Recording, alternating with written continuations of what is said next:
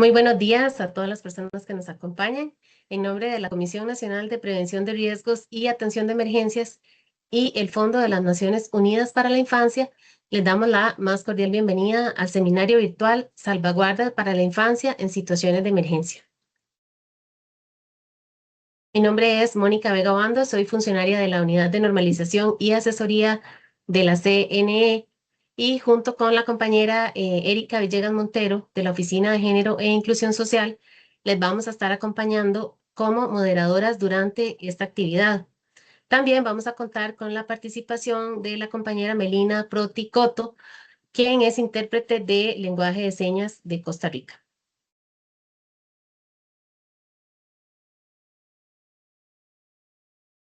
Este seminario tiene como propósito fortalecer los conocimientos y capacidades de las personas participantes en materia de protección infantil durante emergencias, promoviendo enfoques y prácticas que garanticen la seguridad, la dignidad y los derechos de la niñez.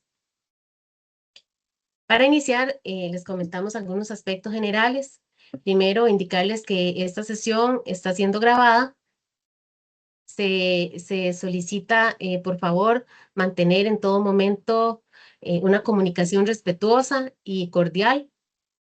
Los micrófonos y cámaras van a permanecer apagados durante la sesión y van a ser habilitados al finalizar para realizar las consultas, que también pueden ir anotándolas en el chat y se les va a leer a la facilitadora al finalizar. También recordarles que este es un evento en vivo, por lo que pueden surgir algunos sonidos de fondo o situaciones técnicas propias de una transmisión en tiempo real. Agradecemos su comprensión. Vamos a estar pasando durante esta sesión un enlace de asistencia. Es súper importante que lo completen porque esto, bueno, es para control interno de las instituciones participantes. También les vamos a enviar el material de la sesión y se les va a brindar un certificado de asistencia que va a ser únicamente a las personas que se anoten en esa lista y que pongan sus datos de manera correcta. Entonces, por favor, completar los datos que vengan en esa lista para poder hacerles llegar el certificado de asistencia a esta actividad. Entre los puntos que abordaremos hoy está, bueno, el significado de salvaguarda, cuáles son las políticas y prácticas. Bueno, para la sesión de hoy tenemos el agrado de presentar a la señora Mónica Paniagua Celada. Ella es internacionalista, oficial de protección en Sudán del Sur y Myanmar. Es directora de la Oficina de Asuntos Humanitarios de la UPAS y oficial de emergencias para UNICEF Costa Rica. Le agradecemos a Mónica por acompañarnos hoy, le damos la más cordial bienvenida y le cedemos el espacio para su presentación. Mónica, adelante. Bienvenida. Buenos días y muchísimas gracias a todos y todas por acompañarnos hoy. Antes de comenzar y en miras de hacer este espacio un espacio también inclusivo, nos gustaría conocer si tenemos personas con discapacidad visual o auditiva que nos puedan colocar en el chat para que podamos hacer los ajustes. Si son tan amables, si tenemos alguna persona con discapacidad visual o discapacidad auditiva. Veo que tenemos, em, lo puedan colocar en el chat. Voy a ponerlo también aquí en el chat para las personas que se van a estar uniendo un poquito más tarde.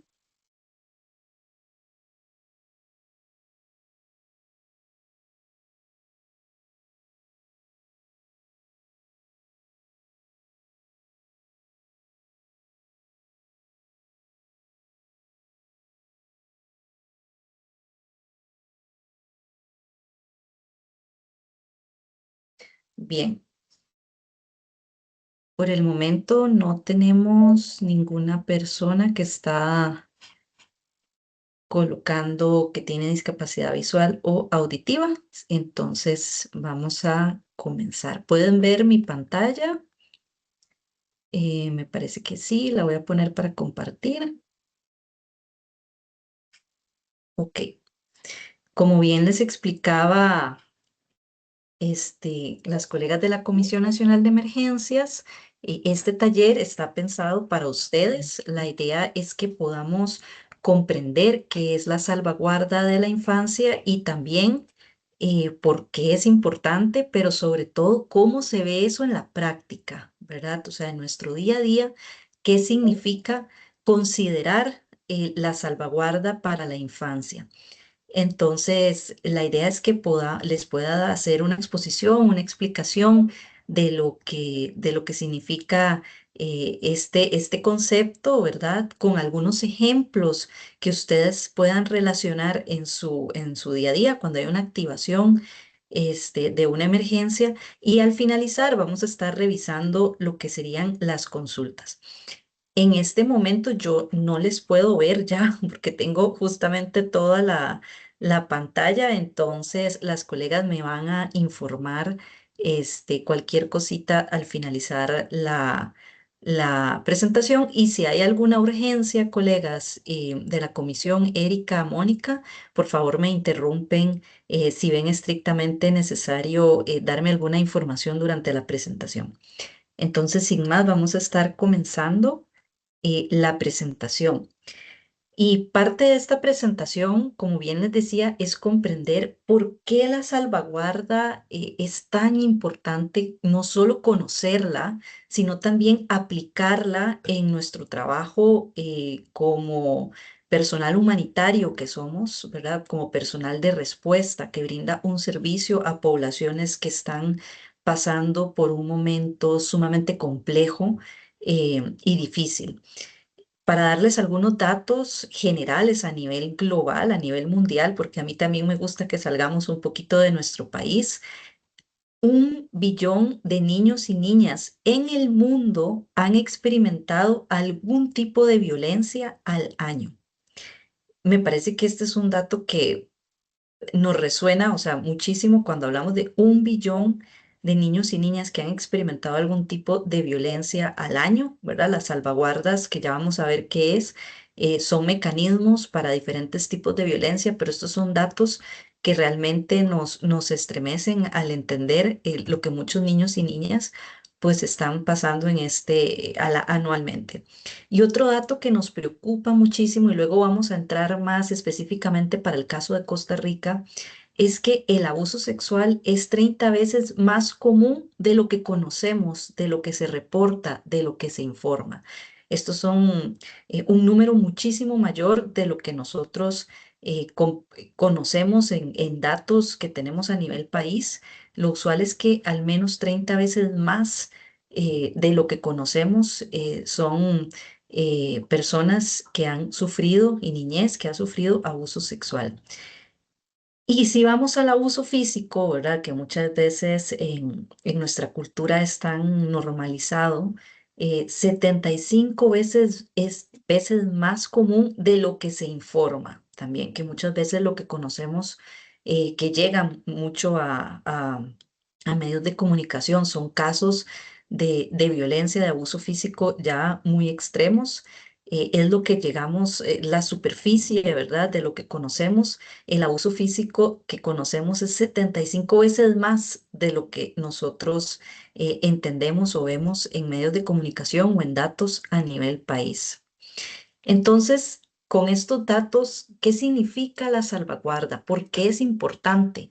Bueno, las salvaguardas son todas aquellas medidas que nosotros como institución podemos tomar para prevenir y responder a daños causados a cualquier persona, niños, niñas, mujeres, adolescentes, hombres, personas con discapacidad, personas adultas mayores, ¿verdad? Como resultado de nuestro contacto, de nuestro trabajo y de la organización. Entonces son todas las medidas, de nuevo, que podemos crear, que podemos adaptar para prevenir que se dé alguna especie de daño o para responder si nos enteramos que ya se dio un daño. Entonces, esto significa que podemos prevenir acciones prohibidas, ¿verdad? Que vamos a revisar ahora, o responder cuando nos enteramos que estas han sucedido. También prevenir conductas que no constituyen tal vez acciones prohibidas, pero que no cumplen con prácticas de protección esperadas de nuestro trabajo. Esto es fundamental porque la salvaguarda no es solamente una medida para prevenir y responder para las personas de interés, las personas con las que estamos trabajando, sino que son medidas que también nos protegen como trabajadores humanitarios y a nosotros y a nosotras. ¿Por qué? Porque nos dan un marco de las cosas que son aceptables y las que no.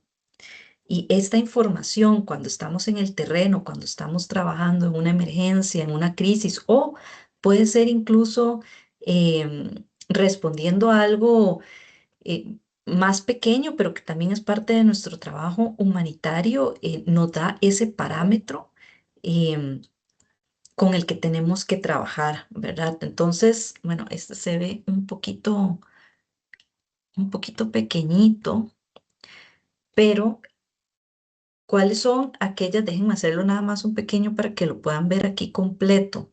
Solamente para que lo podamos ver completo. Ok. Entonces, esas salvaguardas, cómo las vemos, verdad? ¿Qué significa? Significa que tenemos que tomar medidas de investigación si hubiese alguna conducta prohibida que nos enteramos o que sospechamos que está sucediendo, ¿verdad? De parte de personal, voluntarios, pasantes, personas que se encuentran trabajando para nuestra institución. Formación del personal, esto es sumamente importante, comprender justo lo que estamos haciendo ahora, ¿verdad? Poder comprender cuáles son aquellas conductas que no podemos realizar, mitigación de los riesgos que podemos encontrar, informar, saber informar de las situaciones que estamos observando o que nos están informando que están sucediendo, asistir a las víctimas. O sea, han habido casos, estoy seguro que puede ser que más de uno de ustedes, o me imagino que muchos de ustedes, han tenido revelaciones de casos de personas que se encuentran a veces en albergues, etcétera, e incluso el tema de investigación de las denuncias, que en Costa Rica tenemos un marco normativo, ¿verdad?, para este tipo de casos. También protege a todos los niños y las niñas, ¿verdad? Todos, sin excepción, ¿verdad? Cualquier niño o niña o persona que entre en contacto con personal de nuestra institución debería estar protegido bajo estos marcos de salvaguarda. Incluso también nos da una prevención y también una mitigación contra el daño físico de violencia y explotación y abuso sexual, abuso emocional, verbal, que muchas veces podemos observar, negligencia, prácticas perjudiciales o violencia o violación de la privacidad, que este es un tema muy importante que me gustaría que revisemos más adelante. Las salvaguardas también implica la prevención y la mitigación de este tipo de daño. Y algo muy importante es que las salvaguardas no son solamente para nosotros como institución y trabajadores humanitarios, pero ¿qué pasa con aquellos contratistas, aquellas personas, voluntarios, consultores, y otras personas que muchas veces brindan servicios en la emergencia? Y que no sabemos si tienen medidas de salvaguarda, si tienen códigos de conducta, si tienen, entre otras cosas, pero que tienen un contacto directo con la población y que podría verse envuelto en alguno de estos temas que acabamos de revisar. Entonces, esta diapositiva nos muestra que si bien está pensada para UNICEF, ¿verdad? No, esto es del trabajo un poco de cómo UNICEF ve la salvaguarda, nos muestra que la salvaguarda no es solamente para nosotros, sino también para todas las personas que van a tener contacto con la población de interés y que por lo tanto nosotros tenemos que procurar que tomen las medidas necesarias de protección a la población que estamos atendiendo. Para esto existen políticas, existen herramientas, existen mecanismos, ¿verdad? Que todos y todas tenemos la obligación de trabajar, que todos y todas tenemos la obligación de prevenir. ¿Para qué? Para lograr reducir el riesgo del daño a cualquier persona como resultado de nuestro trabajo con nuestra institución. Las salvaguardas deben integrarse en procesos, en planes, en acciones y debe estar en toda la parte programática y operativa que hacemos. Puede ser a través de políticas que establezcan principios o normas, ¿verdad? Pueden ser prácticas esperadas, como las vemos muchas veces en códigos de conducta, o la especificidad de acciones prohibidas, que muchas veces también vemos en políticas, en planes de acción o en códigos o en mecanismos, como les he mencionado, los códigos de conducta. Este objetivo de estas salvaguardas es garantizar que generemos una cultura dentro de nuestra institución que tenga un enfoque proactivo de prevención y mitigación de cualquier daño que podemos tener, que podamos visualizar en nuestro trabajo, que tengamos una intervención temprana, conocer los mecanismos de denuncia, ¿verdad? Muchas veces entendemos que tenemos la obligatoriedad de denunciar, mas sin embargo no conocemos el proceso. ¿Verdad? O cómo podemos apoyar a esa persona que nos está realizando una revelación o lo que estamos observando también. Y la respuesta a los riesgos que podemos encontrar en la salvaguarda. Yo les mencionaba al inicio el tema de la violencia física, que en nuestra cultura está bastante normalizada, ¿verdad? Sobre todo en niños y niñas y que muchas veces es observable, pero como está normalizada dentro de nuestra cultura, pues es algo que tal vez no reportamos o a la que no le prestamos suficiente atención cuando, por ejemplo, vemos un maltrato físico y verbal hacia un niño o una niña en algún albergue o en algún espacio donde nos encontramos brindando asistencia de emergencia humanitaria. Las salvaguardas nos dan ese marco de a qué debemos prestarle atención y ese enfoque proactivo de esto no es lo esperado, lo correcto, y este es el proceso o el mecanismo que podemos activar para poder proteger eh, un daño mayor de ese niño, esa niña o de esa persona, ¿verdad? Entonces, ¿qué podemos hacer? Bueno, primero tenemos que conocer nuestras obligaciones. Como les mencionaba, todos y todas tenemos la obligación de buscar los mecanismos, de establecer los mecanismos que reduzcan el daño a las personas que atendemos. Eso es una obligación importante. Como ya veníamos hablando, saber cómo abordar esos riesgos que, sobre todo en emergencias, se magnifican, ¿verdad? De esos diferentes riesgos y cuál es el proceso que debemos seguir en caso que debamos realizar una denuncia y por supuesto el compromiso de actuar. Este tema es complejo y lo entiendo perfectamente. Yo misma he trabajado, como mencionan las colegas, no solamente en Costa Rica, en otros países, y dependiendo de la situación, el comprometerse a actuar puede ser complejo incluso por medidas de seguridad. Sin embargo, sí es importante comprender que la vida de las personas, pues si tenemos una información, debemos activar los mecanismos existentes para poder mitigar, detener o prevenir un daño mayor. Y finalmente, debemos comprender dónde buscar información. O sea, nosotros no lo sabemos todo también, ¿verdad? Yo justo estaba hablando un poco con la comisión. Si tenemos algún plan de acción, ¿verdad? Algunos mecanismos ya existentes dentro de los comités con lo básico que sería las salvaguardas, y creo que eso es un tema que podemos revisar con la comisión más adelante.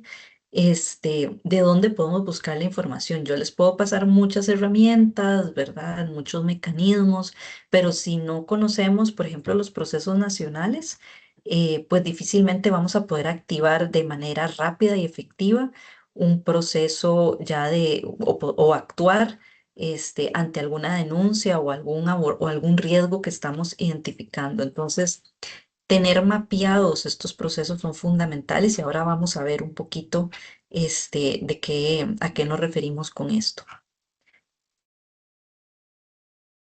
También tenemos como obligación comprender y tener claro qué es lo que no debemos hacer, lo que sí debemos hacer, ¿verdad? Y lo que deben hacer nuestros socios, las personas que tal vez no están dentro de los comités, pero que muchas veces se contratan para realizar algún apoyo de alimentación, por ejemplo, comedores, albergue, por ejemplo, también eh, temas operativos de remover, ¿verdad? Algún tipo o voluntarios, que muchas veces tenemos voluntarios en los albergues y demás. ¿Qué deben hacer estas personas? ¿Qué deben conocer también estas personas? Entonces, comencemos con lo que no debemos hacer. Si voy muy rápido, sobre todo por el tema de la traductora que tenemos ahorita, por favor me avisa porque estoy tratando de llevarlo para que tenga oportunidad de hacer la traducción. Entonces, ¿qué es lo que no debemos hacer? Bueno, aquí lo tenemos dividido en dos temas fundamentales. Obviamente, el que más conocemos, ¿verdad? Que es todo el tema de la prevención contra el abuso y el acoso sexual. Este es claramente uno de los temas que la gran mayoría de las personas conocemos bastante, ¿verdad? Que no debemos hacer, ¿verdad? Cuando un contacto sexual obviamente es forzado, no hay consentimiento o hay intercambios. Esto es muy importante, hemos visto a nivel internacional eh, cómo muchísimas organizaciones, personas que trabajaban en organizaciones, eh, han utilizado intercambios sexuales, ¿verdad? Por asistencia humanitaria. Entonces, esto está aquí no porque no se dé, al contrario, lastimosamente es un tema que se da más común de lo que las personas se imaginan, ¿verdad?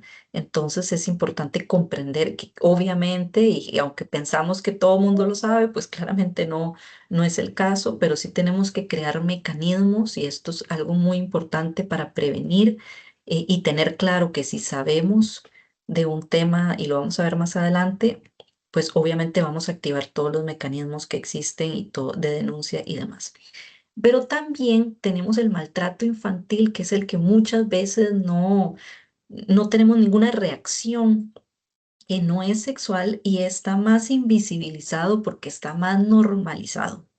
Entonces vemos el maltrato físico, el maltrato emocional, negligencia, que este tal vez es el que más tenemos alertas o temas de seguridad, ¿verdad?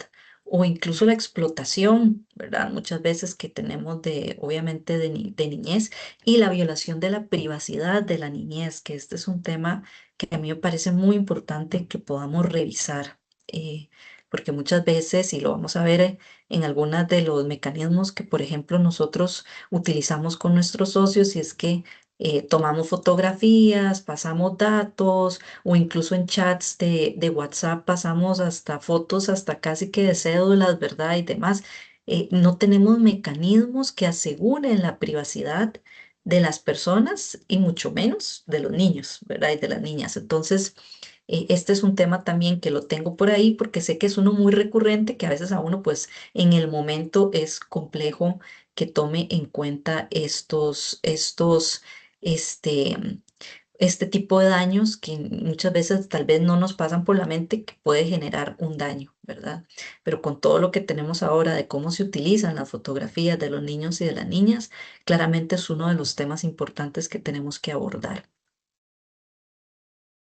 Por supuesto, la identificación de riesgos, esto es clave, saber identificar un riesgo a raíz de muchas de las cosas que veíamos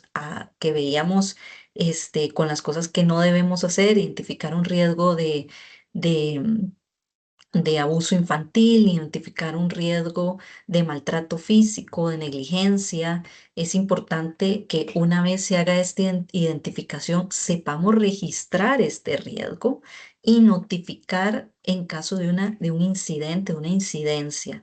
Entonces, sí, para esto sirven mucho los mecanismos y las herramientas que podamos tener a mano y decir, identifiqué esto, este es el papelito que tengo que llenar, ¿verdad? Y esta es a la persona a la que le tiene que llegar esta notificación, ¿verdad? Y quiénes son las instituciones que deben actuar ante esta notificación de incidencias.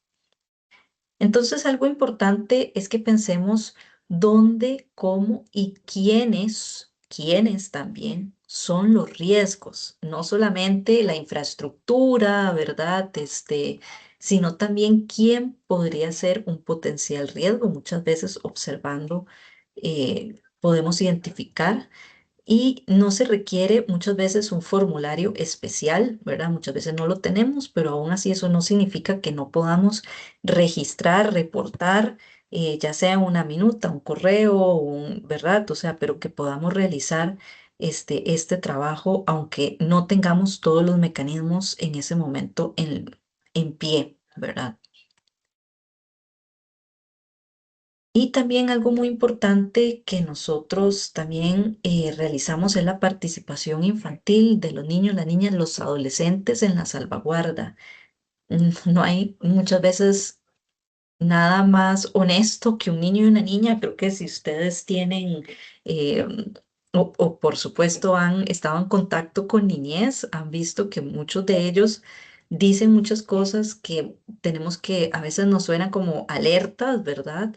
Y es importante hacerlos partícipes de lo que es la salvaguarda, identificar ese riesgo, ya lo hablamos, registrarlo y reducir el riesgo por contacto. Si nosotros estamos viendo que una persona está siendo identificada como un riesgo, además de registrarlo y reportarlo, tenemos que tomar medidas para reducir ese contacto, reducir el riesgo también en las actividades que hacemos, reducir el riesgo en la respuesta que hacemos. Un caso luego lo vamos a ver, pero por ejemplo, si montamos un albergue y no vamos a poner hombres solos mezclados con mujeres solas y niños, ¿verdad? O sea, a eso me refiero con reducir riesgo cada vez que estamos pensando en nuestra respuesta, en nuestras actividades. Pensemos cuáles son aquellos riesgos y cómo podemos mitigar o reducir ese riesgo en la medida de lo posible y qué asistencia podemos ofrecer en caso de que identifiquemos un riesgo. Entonces, algunas prácticas de salvaguarda que podríamos tener, ¿verdad? Aquí tengo algunas y luego ya vamos a ver como algunos ejemplos porque a mí me encanta, la teoría es muy bonita, pero si no sabemos cómo la llevamos a la práctica, pues difícilmente la vamos a poder implementar. Pero tenemos el primero, informarse sobre estas políticas que existen. Le decía a Erika que en UNICEF tenemos varias políticas de salvaguarda, ¿verdad? Que muchas veces los socios toman y nosotros colaboramos en que tropicalicen, ¿verdad? En que puedan crear, etcétera, estas políticas y por lo menos les da una idea de aquellos riesgos que se pueden mitigar. Identificar y mantener los límites profesionales adecuados a la edad en la comunicación e interacción. No es lo mismo cuando hablamos con niños y niñas, con mujeres, con personas adultas mayores, con personas con discapacidad, ¿verdad? Si estamos en un entorno virtual, en un entorno en persona, identificar claramente si nuestra función es durante nuestro trabajo, lo estamos realizando de manera profesional. Esto a veces es complejo y o sea, yo he coordinado albergues, ¿verdad? Entonces, uno muchas veces hace conexión con las personas, ¿verdad? Y puede incluso cruzar de la parte profesional a un tema un poco más personal. Y eso siempre complica muchísimo el manejo de la igualdad en los grupos, ¿verdad? Entonces, siempre mantener una comunicación profesional, incluso cuando utilizamos hasta medios digitales o sociales. Pero, y les cuento, digamos, una anécdota con la repartición de ropa. Este tema a mí no se me olvida. De hecho, que si ustedes vieran el código de conducta que yo tuve que hacer para esos albergues, son como de 15 páginas, pero la gente a veces llevaba ropa y habían acusaciones de que es que a fulanita se le dio un jeans mejor porque le cae bien a la trabajadora social y entonces, o sea, hay muchos temas que son riesgos que parecen para nosotros a veces como, ay no, o sea, era ahí, llegó primero y cogió ese pantalón, etcétera, pero nuestro comportamiento hacia las personas muchas veces puede generar conflictos también y puede convertirse en un riesgo, aunque parezca tonto o parezca como, ¿verdad? O sea, algo insignificante. Son cosas que tenemos que tomar en cuenta. Responder y notificar los incidentes y los problemas de protección es parte de las prácticas de salvaguarda. Recopilar, almacenar y utilizar y compartir datos personales e imágenes de las personas en consonancia con los principios de políticas o requisitos al menos de protección de datos. Este es un tema para mí clave y es uno de los temas más complejos que yo he observado en la asistencia humanitaria, es la recopilación de datos y el compartir estos datos. Yo he tenido que frenar incluso organizaciones con WhatsApps compartiendo pasaportes e información muy personal de las personas, incluso de revelaciones. Este tipo de información no la podemos hacer pública, y es parte de las políticas o de los requisitos mínimos de la protección de los datos de una persona.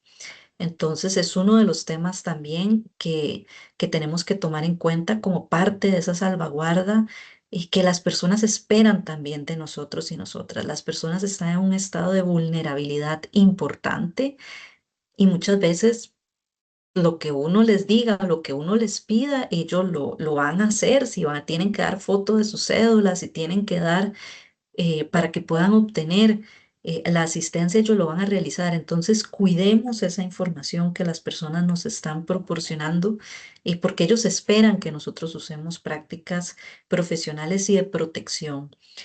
También realizar evaluaciones de riesgo, incluir evaluaciones de impacto sobre la protección de las personas, de los datos, un plan de gestión de riesgo para garantizar la seguridad, ¿verdad? La planificación, la ejecución de las actividades.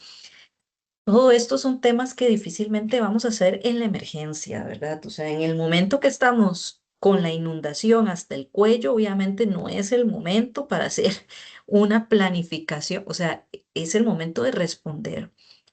Durante el año que probablemente no tenemos grandes emergencias, es el momento de realizar diseños, ejecución de actividades, porque todos los años sabemos que muchas veces las mismas comunidades o las comunidades cercanas son las que se inundan, son las que... Entonces, ya tenemos una idea en no en todos no en todo lado, ¿verdad? Ahorita con el tema de lo que está sucediendo y los cambios que hemos tenido a nivel de climatológicos, a nivel país, pues en algunas zonas pues ha sido un poco diferente, pero sí tenemos que prepararnos para, para tener una respuesta y ya tener pues estas salvaguardas ya establecidas para que llegando a la emergencia ya todos sepamos y estemos pues capacitados para responder. Y cumplir con las normas y apoyar las mejores prácticas, ¿verdad? En la contratación de aquellos servicios que muchas veces tenemos que contratar para poder responder a la emergencia. Si es posible hacer investigación de antecedentes, formación, gestión, ¿verdad? Del personal.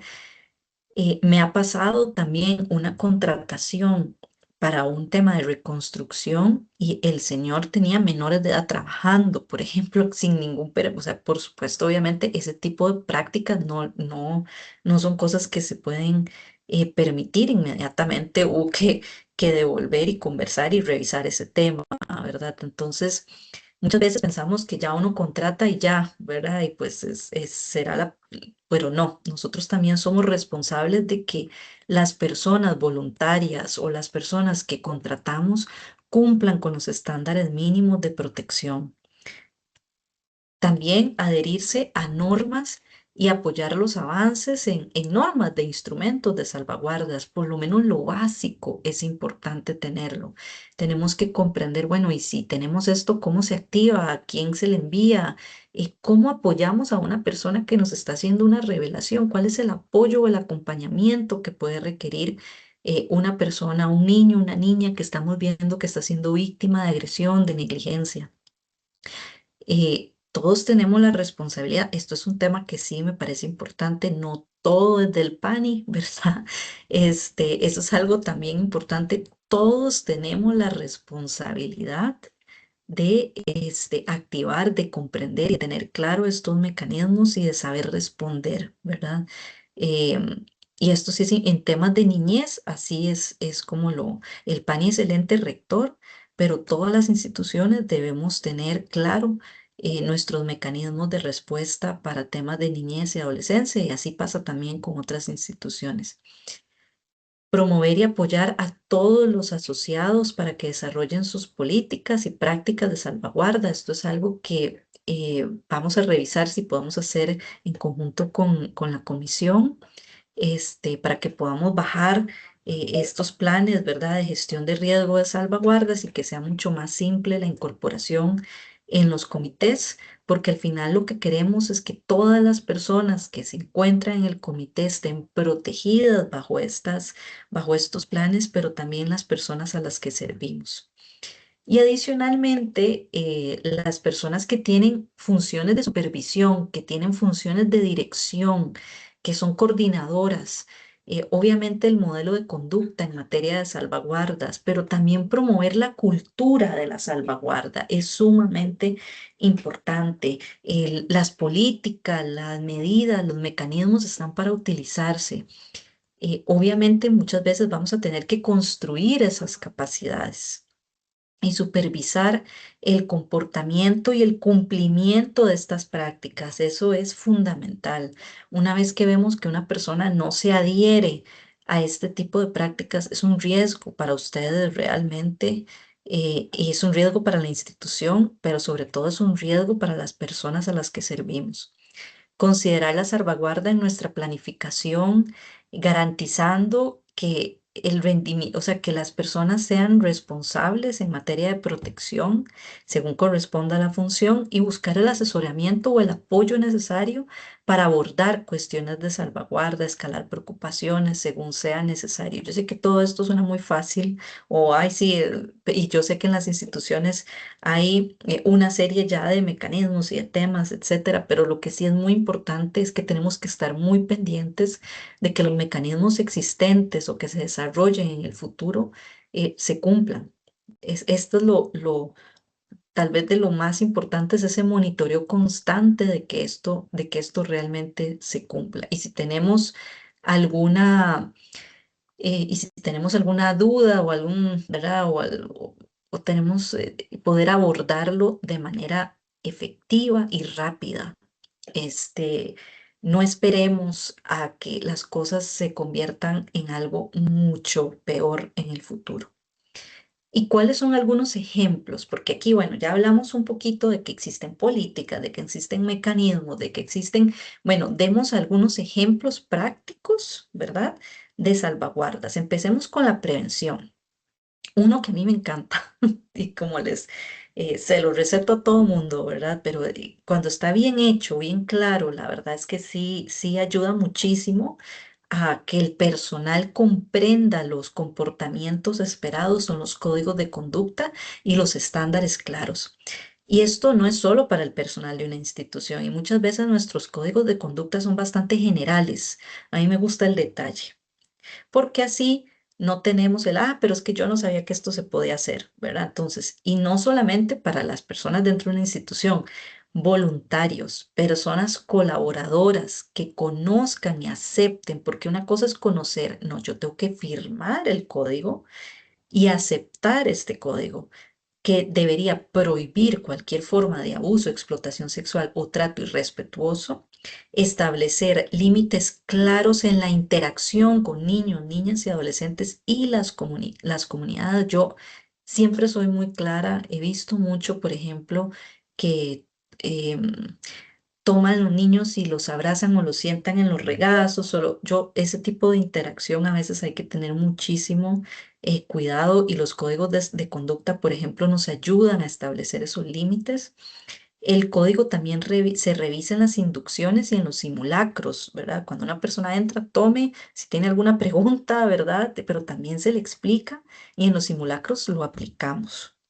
Un ejemplo, Antes de la temporada de lluvia, el comité incluye una sesión corta de salvaguardas en las capacitaciones de las brigadas. Entonces, reforzamos aquellas prácticas que vamos a estar utilizando como prevención antes de un acontecimiento.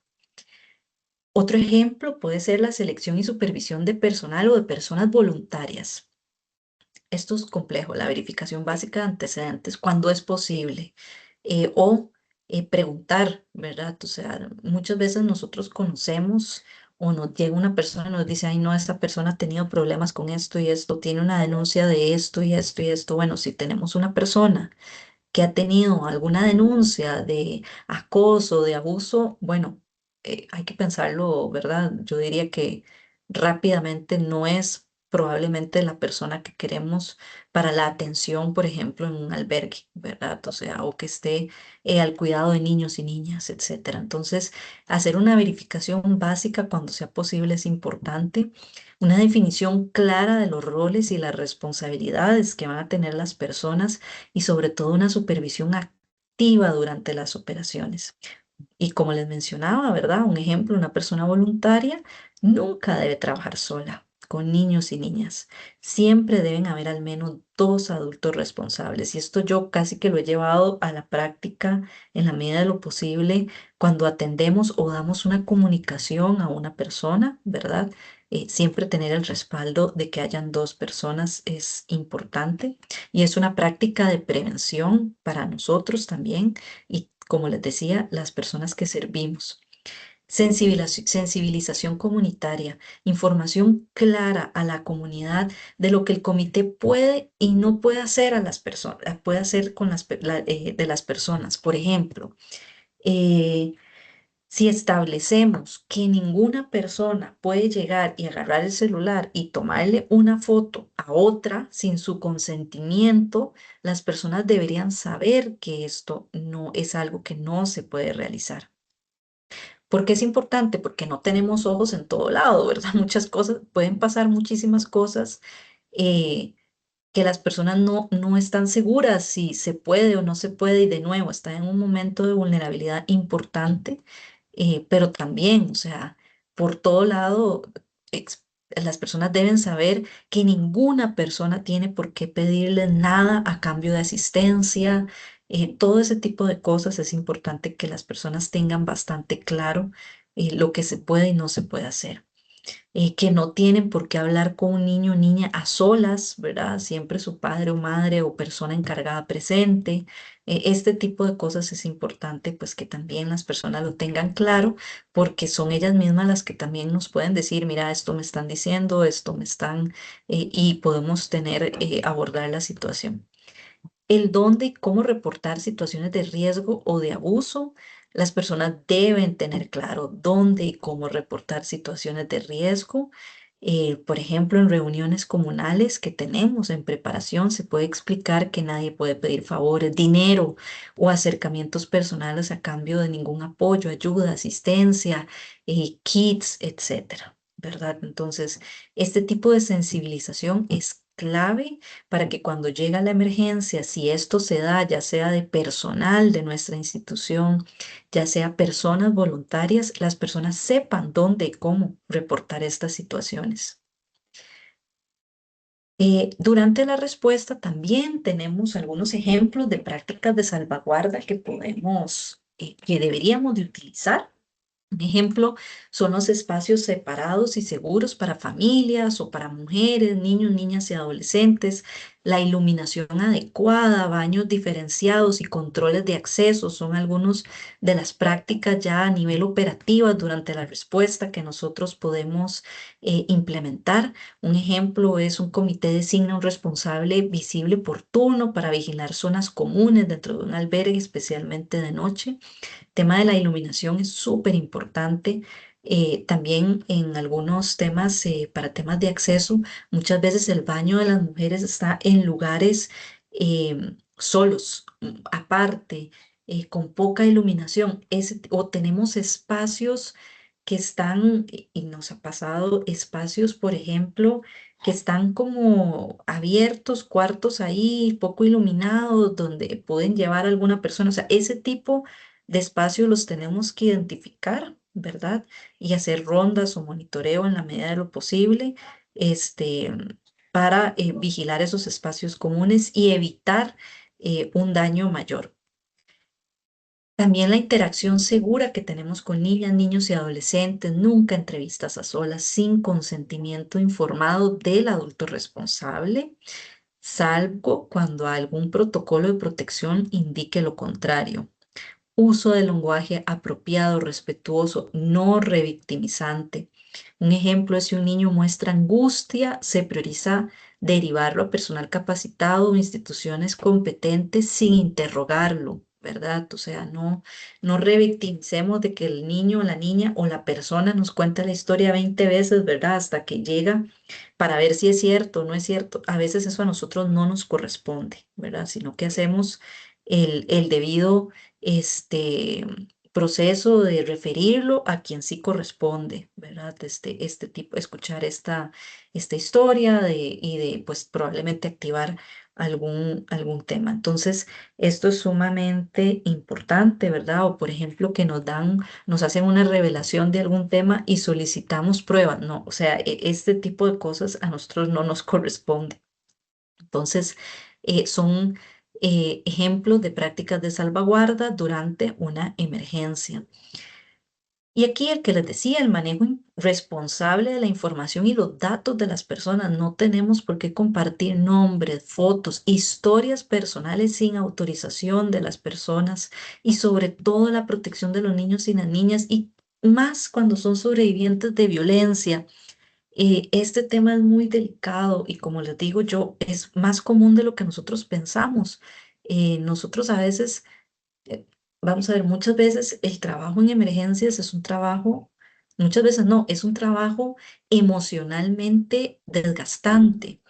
Y sí, muchas veces queremos hablar y lo que escuché, lo que vi hoy en el, ¿verdad? En el lugar pero no hay necesidad de decir, por ejemplo, sobre todo que somos comunidades tan pequeñas, ¿verdad? Pueblo pequeño, infierno grande, de es que doña Rosa tal, etcétera, ¿te acordás? La señora le pasó, o sea, no tenemos necesidad de contar ese tipo de información o de tomar fotografías. Ahora está de moda que la persona eh, prácticamente está en una emergencia y la gente lo que hace es sacar el celular para tomar video y foto en lugar de ayudar, ¿verdad? O sea, ese tipo de información es importante que nosotros tengamos claro que es parte de la protección de la privacidad y de los datos de una persona, mucho menos pasar fotos de cédulas, de fotografías, de datos personales, contactos por WhatsApp o por medios no autorizados es también importante. Entonces, el ejemplo que viene en la diapositiva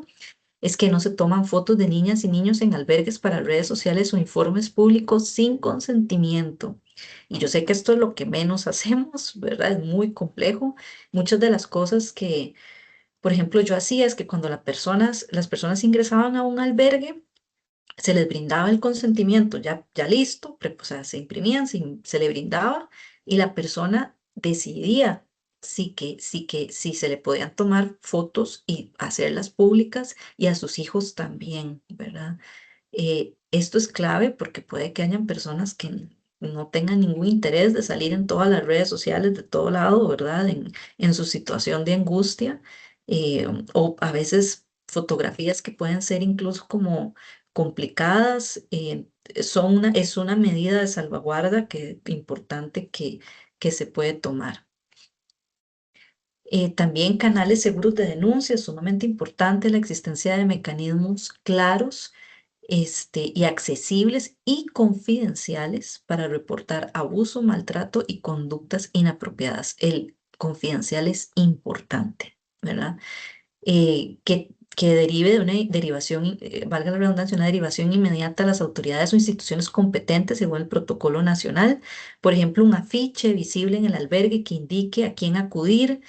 Si alguien se siente inseguro o maltratado o llame a este número, ¿verdad? Entonces, un afiche puede resolver también en los albergues este tipo de información.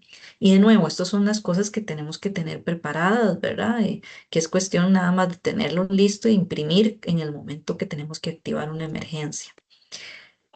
Otro ejemplo también es el seguimiento y la derivación, la identificación de personas en riesgo, que ya hablamos de esto, ¿verdad? La necesidad de apoyo psicosocial o de protección especializada, ya con otras instituciones como la Caja, el PAN y el IMAS u otras instancias. Ejemplo, familias que perdieron cuidadores o medios de vida y son referidas a programas de protección social. Es importante que sepamos bien a quién referir y pues que las personas tengan la información de estos programas y cómo y puedan pues hacer las consultas para el acceso a estos programas.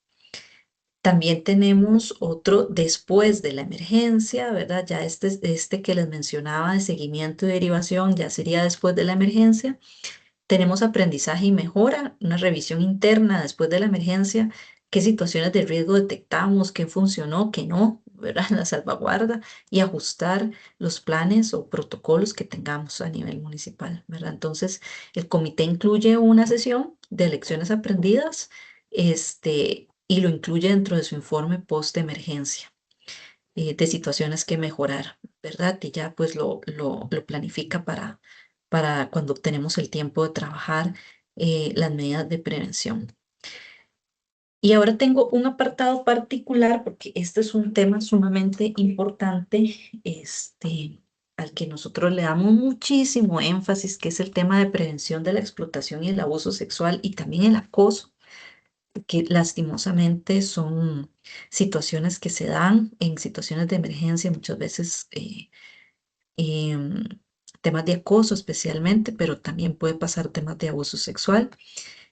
Y para que tengan una idea de algunas cifras recientes, bueno, del 2023 y 2024, la cantidad de niños y niñas del que sepamos que han sido ofendidas por delitos sexuales, vemos cómo ha ido en el 2023, llegamos a, sobre todo mujeres, ¿verdad? 10.888 mujeres y niñas, hombres en menor medida, y en el 2024 teníamos 6.227 y para el 2025 teníamos un aumento del 50%, que es muchísimo.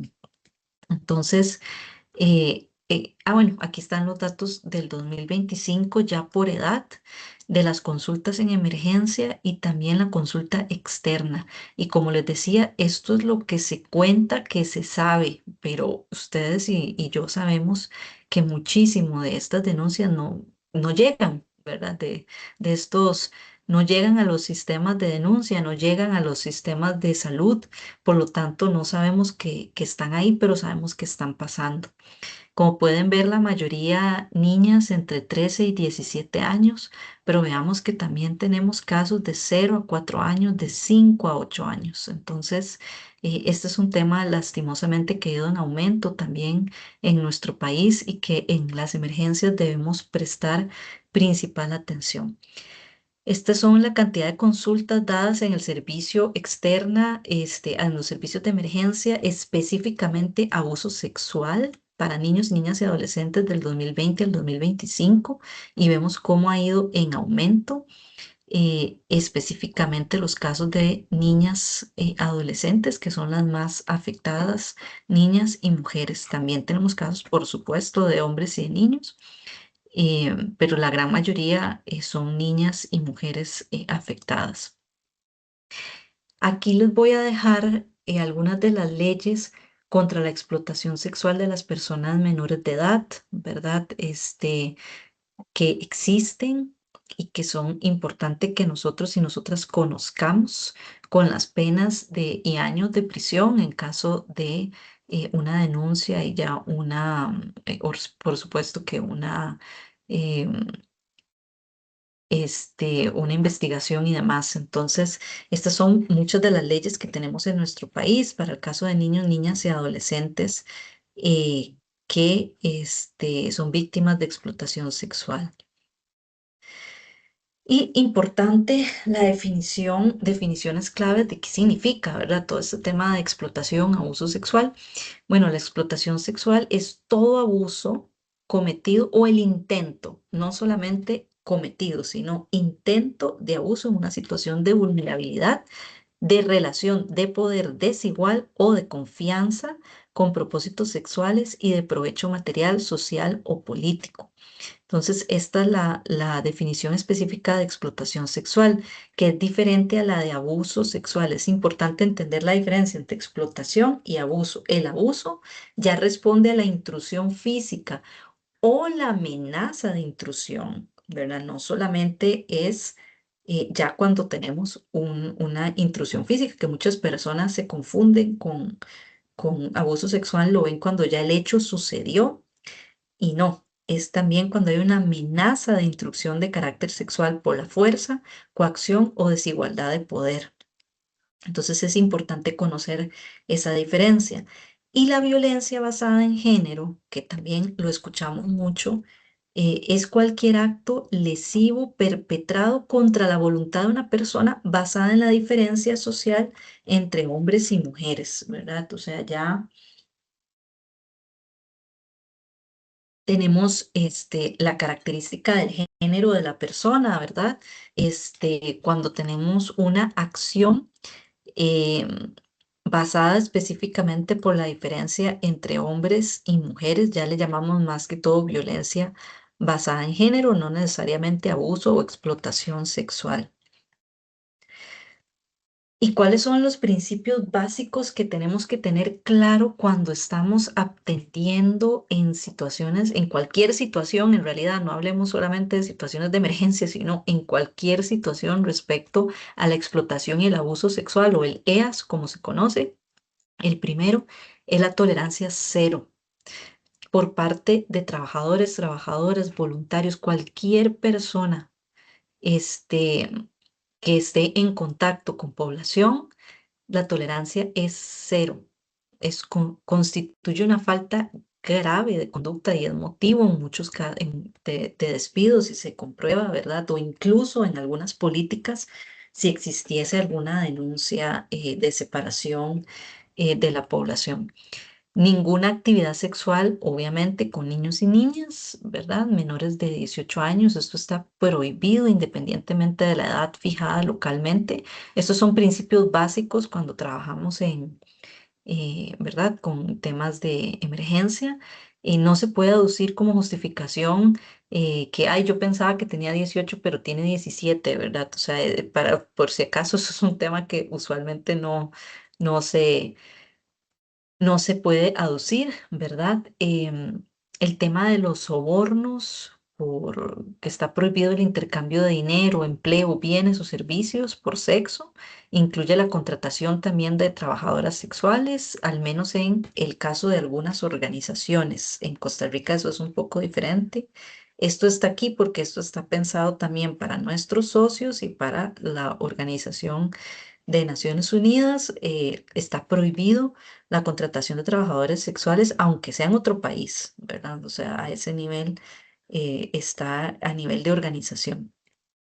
No mantener relaciones sexuales con las personas beneficiarias. Esto es muy importante porque se puede convertir en un tema de posición de poder, ¿verdad? Entonces, esto se ve también como un principio básico.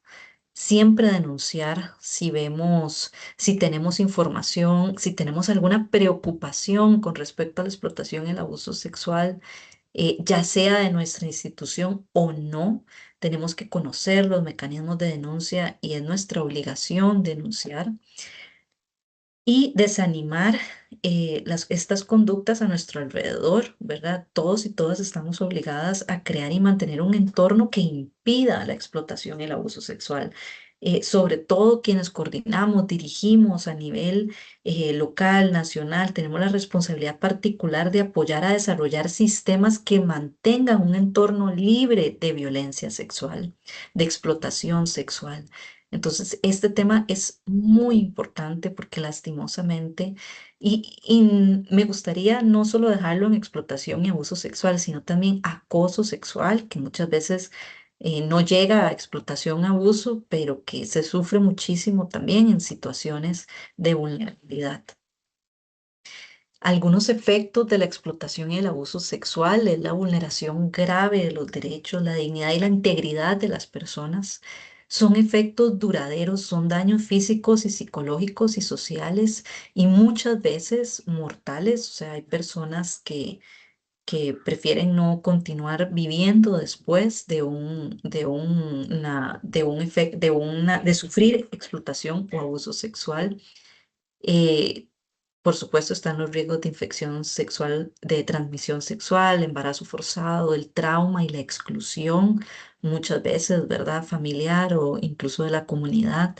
Es necesario centrar la respuesta en las necesidades de las personas sobrevivientes, ¿no? Nosotros muchas veces no les llamamos víctimas, sino que les llamamos sobrevivientes, personas sobrevivientes de la explotación y el abuso sexual, y tener claro que tengamos a la mano cuáles son esos servicios específicos oportunos que podemos brindar a las personas que nos enteramos que han sufrido de alguna explotación o abuso sexual y que sean de calidad, ¿verdad? Es importante también que tengamos claro a quién debemos referir, cómo referir, el trato que se le brinda a esta persona, el acompañamiento, ¿verdad? No es, una vulneración y un efecto muy grave que tiene en las personas, en las niñas y en los niños también que han sufrido de abuso o explotación sexual, y tenemos que tener claro en una emergencia cuáles son los servicios que vamos a tener en caso de que ya sea que hubo intento o que se dio esta acción. Entonces, ¿cuál es la asistencia y protección usualmente que damos a las personas sobrevivientes? Bueno, primero el tema de seguridad. Si esto pasa en un albergue, claramente esta persona, o sea, se le debe garantizar esa seguridad, ¿verdad? O sea, que la persona que intentó o realizó obviamente no esté ahí o moverse a otro lugar, debe tener un apoyo psicosocial. Muchas veces se le da una asistencia material, ¿verdad? Dependiendo de los casos. Eh, Posiblemente una atención médica, una asistencia legal también y un apoyo en caso de que esto es un poco más allá, a niños y niñas nacidos por explotación y abuso sexual. También se puede realizar en algunos programas. Aquí estamos hablando de manera general, pero clave garantizar la seguridad de la persona sobreviviente, la atención psicosocial y médica, y por supuesto la asistencia legal que conozca las opciones de denuncia a las que puede acceder sin revictimizar, por supuesto, a estas personas. Entonces, tener un acceso garantizado a esa asistencia sin necesidad de identificar al perpetrador o, de nuevo, demostrar el abuso, ¿verdad? No tenemos que pedirle a la persona, bueno, deme pruebas, ¿verdad? Jamás, eso es algo que no podemos hacer, sino inmediatamente garantizarle una asistencia. Tener un consentimiento informado y voluntario, la persona elige los servicios o los puede rechazar. Muchas veces esto pasa con la asistencia legal por temor, ¿verdad? Entonces, bueno, la persona elige esos servicios, pero también los puede rechazar y es su elección. La derivación segura y confidencial, de nuevo, el tema confidencial, toda la institución no se tiene que enterar de quién es, no, mediante un procedimiento claro y personal capacitado para brindar esta derivación. Lista actualizada de proveedores, ¿verdad? O de servicios que pueden acceder estas personas o la niñez. La confidencial total en el manejo de los datos es clave, es sumamente importante. Y priorizar el interés superior del niño en todos los casos, en caso de los niños, niñas y adolescentes. Y hay un principio importante que es cuidar no causar más daño adicional a esa persona sobreviviente y a su familia. ¿Cómo pasa esto? Bueno, si nosotros revelamos que esa persona sufrió por ejemplo, a una persona dentro del albergue, y esa persona se llevaba bien con la persona que cocinaba o el voluntario y le contó, y luego esa persona le contó y resulta que todo el albergue se dio cuenta que esta persona es sobreviviente o que le sucedió, o sea, le estamos causando una angustia adicional a esta persona, además de lo que ya sufrió con esto que sucedió. Entonces, Por eso es tan importante estas medidas de salvaguarda, porque lo que buscamos es no causar daño adicional a las personas sobrevivientes o a las personas que se encuentran ya en un estado de angustia importante.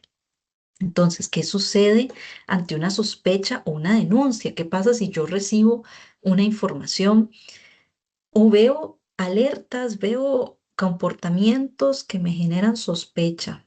Bueno. Primero, si me están dando, si están confiando en mí para darme esta información, una escucha respetuosa, confidencial, en un espacio confidencial, sensible al trauma de esta persona, sin hacer preguntas que no son necesarias, ¿verdad? Más que todo, una escucha respetuosa. Una protección inmediata, que es lo que hablábamos de la seguridad, medidas urgentes para salvaguardar la integridad física y emocional de esa persona, niño, niña, adolescente o adulta, ¿verdad? Inmediata. Activación, si tenemos, y ojalá que tengamos un punto focal, especialmente de PEAS, que es protección a la explotación y el abuso sexual. Si tenemos ese punto focal, esa persona capacitada para atender estos casos, para hacer la referencia, hacer la comunicación interna inmediata a este punto focal de lo que está sucediendo para que esta persona pueda hacer la articulación estatal o el acompañamiento también a la persona sobreviviente y podamos activar la ruta correspondiente, ya sea con el PAN y con la fuerza pública, ¿verdad? Sin asumir funciones de investigación. Esa no es nuestra función. Nosotros nunca vamos a hacer una investigación, ni tenemos que solicitar datos, pruebas. No, esa nunca va a ser nuestra función. Nuestra función va a ser el acompañamiento y la activación pronta, la activación oportuna de esos mecanismos de articulación estatal. Como bien decía, el acompañamiento, la orientación y el apoyo psicosocial que se le puede dar a la persona centrada en el sobreviviente y lo que esta persona está realizando y el registro seguro, la documentación confidencial de este caso. Estos casos hay que documentarlos. Lo que no se mide no existe, no se ve. Luego no tenemos dónde tener lecciones aprendidas, ¿verdad? Cómo mejorar procesos. Todos estos casos se deben documentar de manera segura y se deben registrar, dándole a la persona la seguridad de que se va a trabajar de manera confidencial. Entonces, ¿cuáles son nuestras responsabilidades? Bueno, crear o fortalecer, si ya existen estas políticas, ¿verdad? De la protección contra la explotación. ¿De qué manera? Bueno, información básica. Todos y todas debemos conocer estos mecanismos, estas políticas de protección contra la explotación y el abuso sexual, proteger explícitamente a la persona sobreviviente, hacer que esta política sea pertinente, porque muchas veces tenemos muchas políticas, muchos protocolos, pero no se pueden implementar porque se necesitan recursos, porque se necesitan, no. Tenemos que crear procesos y mecanismos que se puedan implementar, que tengamos las capacidades para realizar, porque si no, son solamente un papel y se quedan en el papel. Obtener aprobación del personal directivo, ¿verdad? De que estos son los mecanismos que vamos a utilizar y difundir estas políticas o mecanismos de manera amplia y que todo el personal las conozca, que todo el personal las firme. Si, por ejemplo, estamos hablando de códigos de conducta o de políticas, esto es clave. Después no podemos decir, yo no sabía, específicamente con temas de explotación y abuso sexual. Importante nombrar un punto focal, si es posible, una persona que tenga el perfil para realizar un acompañamiento, que sepa cuáles son los mecanismos de referencia y de activación. Importante que verifiquemos en la medida de lo posible. Yo les mencionaba y les hablaba, cuando tenemos personas voluntarias, bueno, mínimo que firmen un código de conducta, mínimo que tengan cláusulas de PEAS, ¿verdad? En la medida de lo posible, asignar recursos para actualizar estos mecanismos, para coordinar, este, para supervisar lo que es PEAS en la medida de lo posible, para capacitar a todo el personal, ¿verdad? Antes de una emergencia, esta persona, punto focal, ojalá pueda realizar capacitaciones, pueda ser la persona que reciba las denuncias o que pueda apoyar en la respuesta, porque como les digo, lo ideal es que este tipo de casos no anden de boca en boca, sino que lo podamos centralizar, ojalá en una persona que pueda, usualmente, o sea, tampoco es que son tan comunes, ¿verdad? O sea, o eso es lo que uno esperaría, pero sí es importante que centralicemos este tipo de denuncias y todas las personas deben conocer estos mecanismos, deben denunciar o deben colaborar si identifican un riesgo de explotación y abuso sexual, ¿verdad? Esto es una responsabilidad de todos y todas, no es solamente un punto focal y no es solamente el que coordina, o, no, es una responsabilidad de todos y todas y así es como lo debemos de tratar. Em, Algunos puntos claves de acción, la denuncia y la planificación, crear procedimientos o tener claros los mecanismos internos de denuncia que tenemos a nivel nacional, ¿verdad? Integrar el tema de PEAS en nuestra planificación, en nuestro presupuesto, si es necesario, ¿verdad? Capacitar y sensibilizar. Esto ya lo hemos hablado bastante, de que esto tiene que ser algo continuo, estar refrescando lo que podemos y lo que no podemos hacer, no solamente en tema de PEA, sino también en salvaguarda general, monitorear las acciones que estamos realizando, generar confianza y alentar a las personas a informar esas preocupaciones que ellos tienen, documentar de manera segura y compartir estos avances y desafíos para tener lecciones aprendidas que después podamos utilizar y mitigar los riesgos, realizar, ojalá antes de que nosotros tengamos, que ya sabemos, como hablamos, que muchas veces que en la temporada de lluvia ya sabemos que vamos a tener temas de emergencia, bueno, pues entonces revisemos cuáles son aquellos riesgos que casi que ya tenemos mapeados y cómo los podemos mitigar en términos de salvaguarda, de PEAs, etcétera, ¿verdad? ¿Cuáles son aquellas comunidades con las que nosotros trabajemos? Si podemos, consultémosles cuáles son los riesgos que han encontrado, ¿verdad? También durante las emergencias. Incluir a las comunidades en la medida de lo posible siempre nos da una visión que muchas veces no habíamos pensado de riesgos o de situaciones que se daban o se dan y no teníamos mapeadas. Y sobre los mecanismos de denuncia y los principios básicos, ya lo hemos hablado también. El principio básico es la seguridad de la persona sobreviviente, la confidencialidad, la transparencia que nosotros tengamos en, en reportar estos casos, ¿no? Y sobre todo las oportunidades que podamos ofrecer de los servicios a las personas, ¿verdad? Contar con esos mecanismos seguros, confidenciables y accesibles para presentar las denuncias. Las personas deben conocer estos canales, consultar y dar acceso a todo el personal y los participantes de estos mecanismos y describir claramente, que tengamos claro qué significa la explotación y el abuso sexual. De nuevo, porque muchas veces no es solamente que suceda el acto, es el intento, ¿verdad? Muchas veces las personas no comprenden que a nivel de legislación y demás, pues el intento ya tiene un peso importante en lo que es el abuso sexual o la explotación. Y los principios claros ya los hablamos, la tolerancia cero, la obligación de reportar y el entorno protector que debemos cuidar eh, en nuestra respuesta a emergencias, nuestra respuesta humanitaria. Y bueno, importante ya para ir finalizando, que me queda perfecto para abrir para preguntas o comentarios. En una emergencia las relaciones de poder aumentan porque somos nosotros los que tenemos la capacidad de darle a las personas servicios, somos nosotros también quienes muchas veces hacemos las referencias y esto aumenta los riesgos. Una respuesta efectiva es una respuesta segura, digna y basada en los derechos de las personas.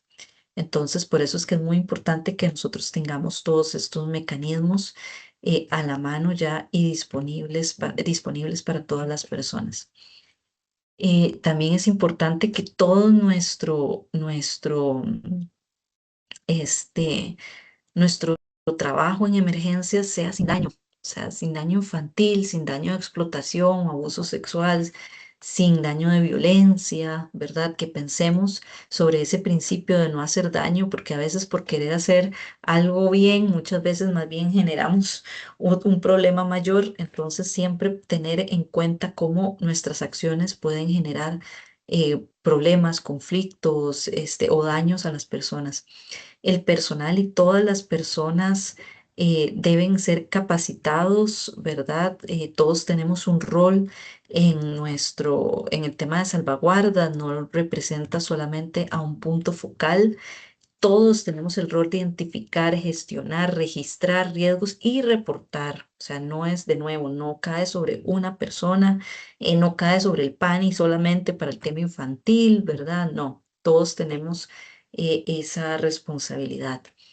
Y bueno, siempre podemos aprender más, siempre podemos investigar más, siempre podemos convertirnos en campeones de la salvaguarda, ¿verdad? Y asegurar que nuestro trabajo realmente proteja a las personas, no solamente les brinde un servicio, sino que brinde un entorno protector. Al final, la salvaguarda, eso es lo que busca, brindar un entorno protector a nosotros, porque si nosotros conocemos lo que no podemos hacer y lo que sí podemos hacer, también nos estamos protegiendo y sobre todo también a las personas a las que servimos. Y con eso, colegas, yo estaría terminando mi presentación. Voy a dejar de compartir para poder ver ahora sí si tenemos algunas preguntitas en el chat y estoy a la orden. Muchísimas gracias.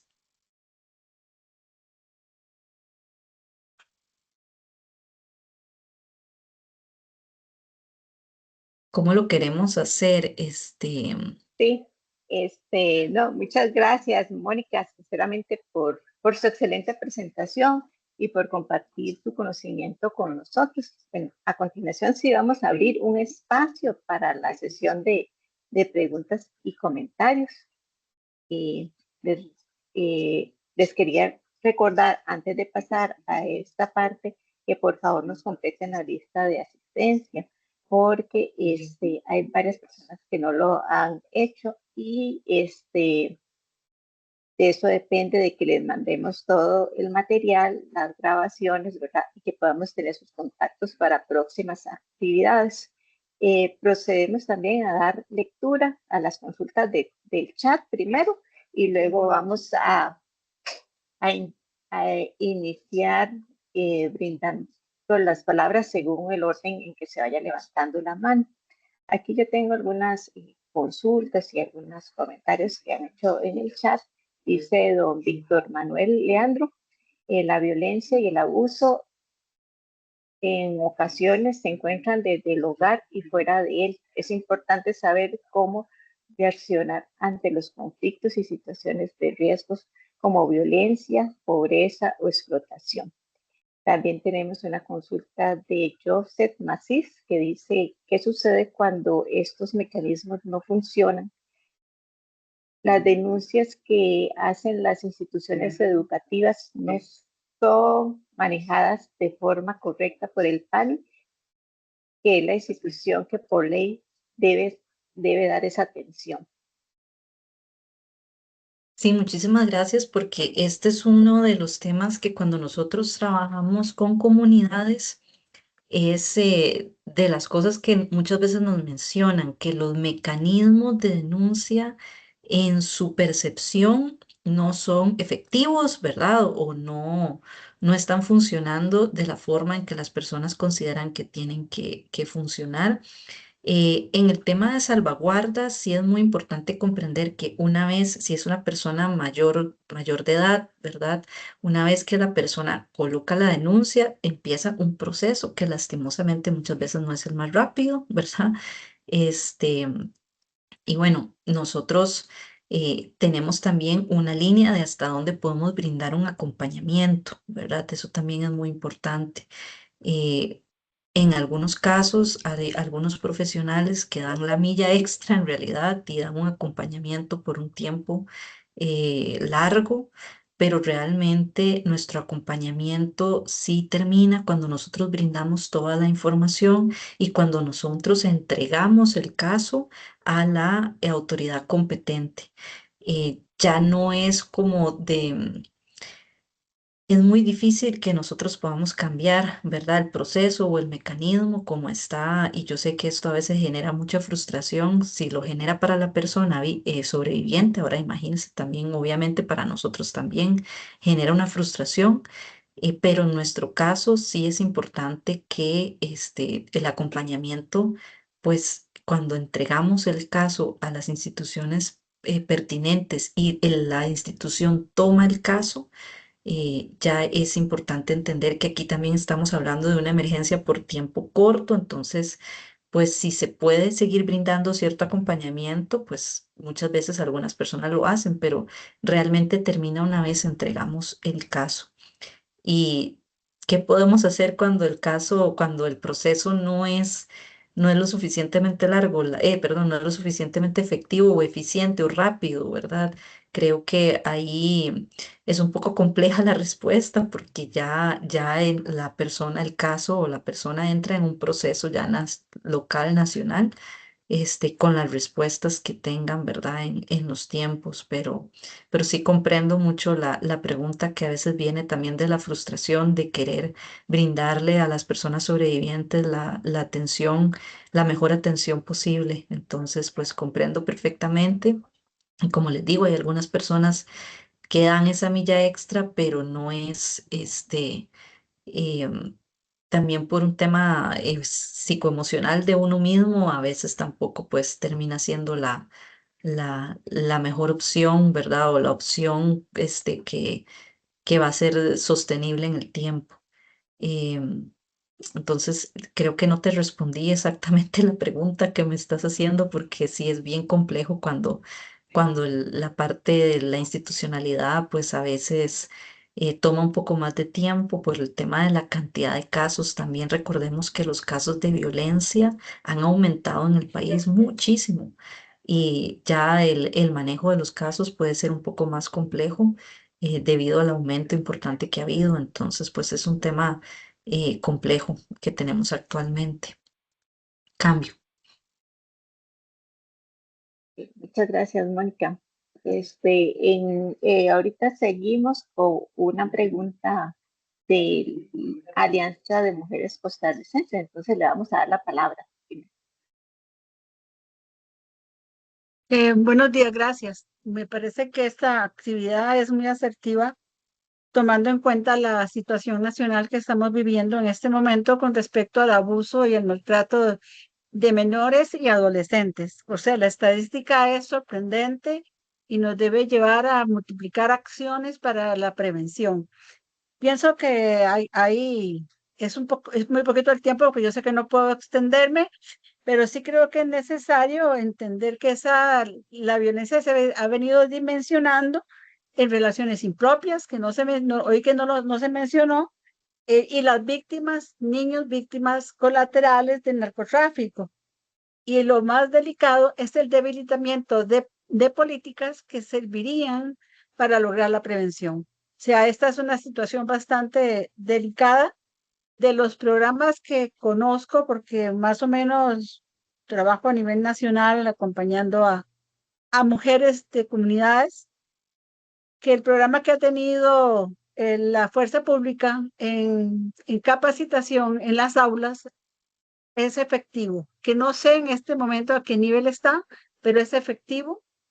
Por lo menos en la comunidad donde yo vivo ha sido muy efectivo, tomando en cuenta las características que tiene y que se requiere no solamente capacitar a los niños, sino que hacer todo un trabajo con toda la sociedad, los padres, las madres, ¿verdad? Y el mismo sistema educativo debe contribuir a esos cambios culturales que no se dan y que lo tiene estipulado la política contra la no violencia en este país. O sea, hay un sistema donde está, como decía la compañera que habló, hay un sistema que debe atender la situación que estamos viviendo en este momento, porque aparte de toda la cantidad de 4.800 no sé cuántos niños que fueron abusados sexualmente en el 2025, está las madres que también tuvieron que atenderse en este sentido de los problemas que tienen en la vida cotidiana, que llegaron a más de 24.000. Ahí lo que hay que hacer es fortalecer la política, más recursos, de manera que se pueda atender la situación que hay. Gracias. Muchísimas gracias, y bueno, y muchas gracias por mencionar el tema de relaciones impropias, ¿verdad? Bueno, yo por tiempo no pude cubrir todo, traté de hacerlo un poquito más general, pero ese es otro tema también que muchas veces sale a la luz en las emergencias, ha pasado casos, ¿verdad? Entonces, el punto, lo importante también que menciona que con el tema de violencia, hace un tiempo estuve trabajando cómo se magnifica cómo se mezcla el tema de violencia cuando pasa una emergencia. Eso es algo que no siempre tenemos muy, que las comunidades sí lo entienden, sí lo conocen, pero no lo tenemos tan investigado, ¿verdad? Sobre todo en comunidades donde muchas veces tenemos crimen organizado importante, ¿verdad? Que se encuentra ahí, cómo funciona, cómo se organiza, etcétera, en esos momentos. Es uno de los temas que como UNICEF nosotros estamos revisando, que es el tema de violencia armada y las emergencias. Primero con datos, porque de nuevo lo que no se mide no, pues difícilmente se visibiliza, ¿verdad? Y cómo, cómo se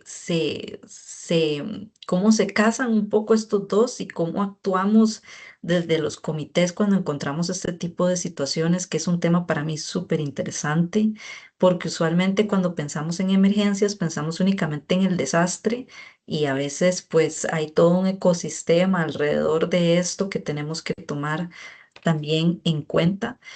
Pero lo que es muy importante, que también vi por ahí unas preguntas, unas consultas de que si existen las políticas, de que, ¿verdad? O sea, lo que sí es muy importante es tener claro cuáles son los mecanismos nacionales, las políticas nacionales que tenemos para los diferentes tipos de violencia, a quién se le debe hacer o sea, tener bien mapeado cuáles son las políticas, los mecanismos, las herramientas, cuáles son las normas, a quién se le realiza la,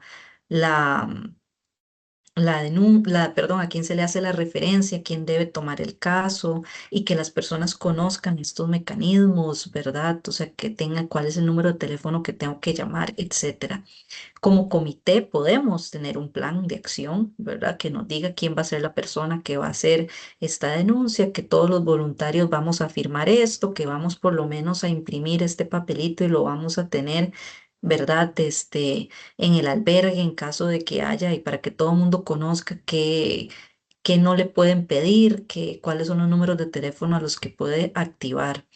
Un protocolo de actuación de comités me parece que no tenemos, ¿verdad? Todavía. Es algo que podríamos pensar. Lo que tenemos son políticas nacionales, ¿verdad? De denuncia que podemos utilizar por el momento y mecanismos de denuncia que podemos utilizar para diferentes tipos de violencia, etcétera. Entonces, creo que a pesar de que no tenemos un protocolo escrito específico para los comités, sí tenemos mecanismos a nivel nacional que podemos activar y que sí es importante que mientras tanto nosotros los podamos conocer y los podamos divulgar y podamos tal vez tener algunas salvaguardas que podríamos utilizar. Yo hablaba con Erika, yo tengo muchas herramientas que podemos compartir, ¿verdad? Y que uno las tropicaliza y listo, ¿verdad? Las empieza a utilizar, pero para esto sí necesitamos como un plan de acción, un pequeño protocolo, algo que diga que todo lo vamos a usar, porque si no, de nuevo, se vuelven más documentos eh, que nunca se implementan, ¿verdad? Que nunca vamos a utilizar. Entonces, importante que los mecanismos sean utilizables, que sean mecanismos que ustedes encuentran fáciles de usar, que realmente sí los van a usar y que sean pertinentes para las cosas, para los casos que pueden ocurrir día a día, ¿verdad? Pero no vamos a hacer un protocolo de 50 páginas que nadie se va a leer, ¿verdad? Yo no creo mucho en eso. Y bueno, me están grabando ya que ya dije, ¿verdad? Que no.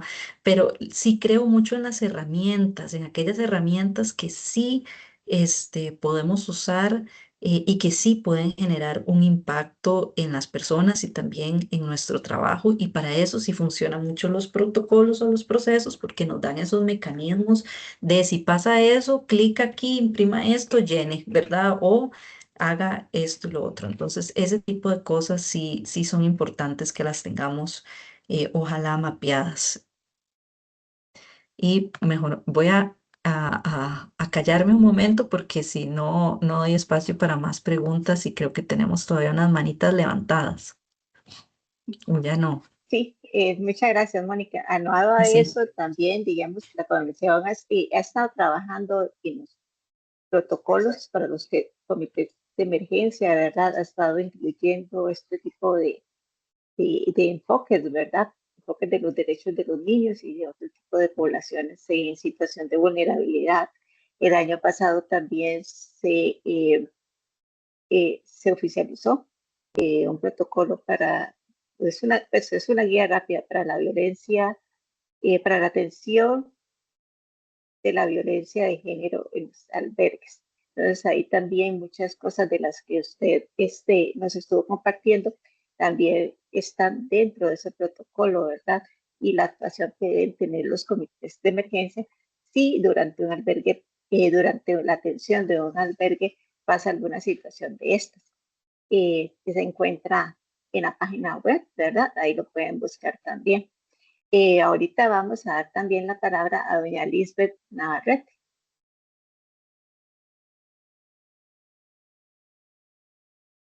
Buenos días, saludos a todos.